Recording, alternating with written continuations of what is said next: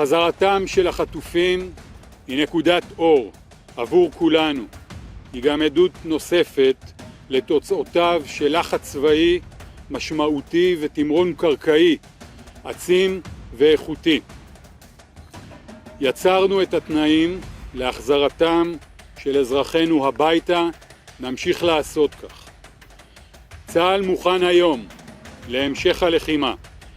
את ימי ההפוגה במסגרת המתווה אנחנו מנצלים ללמידה, לחיזוק המוכנות ולאישור התוכניות המבצעיות להמשך.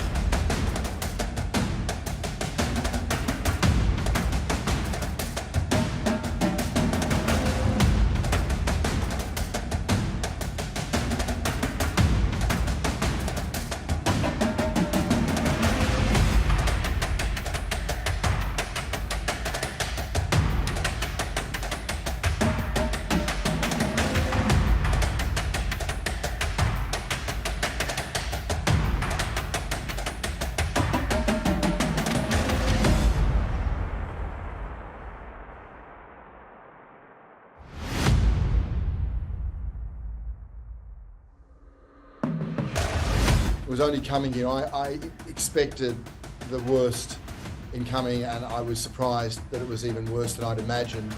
Hospitals for children, hospitals full stop, are war zones. I see children with horrendous wounds of war in car parks, on makeshift mattresses, in gardens, everywhere. Doctors having to make horrendous decisions on, who they prioritise.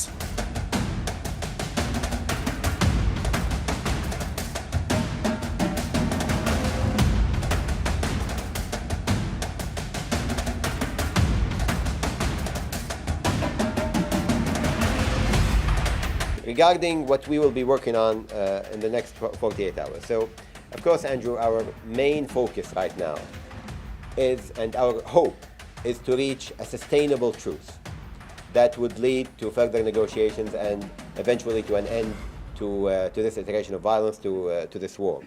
And we have always said that we need the push of the whole international community to make sure that that happens. However, we are working with what we have.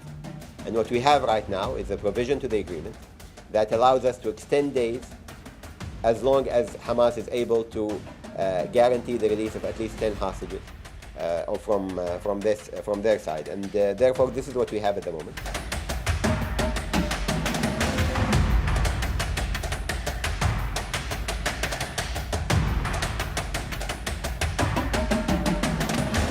Regarding the estimate of the number of hostages, we have heard a lot of estimates from other sources, including Hamas on one side, Israel on the other side, but we cannot guarantee at the moment.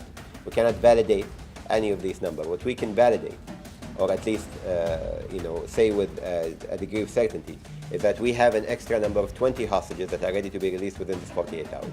I cannot testify to any other number at this moment. However, the 4 days were used to increase the number of hostages that are identified by Hamas, and therefore we reach this number of 20. We are hopeful that in the next 48 hours we will be getting more information from Hamas regarding the rest of the hostages.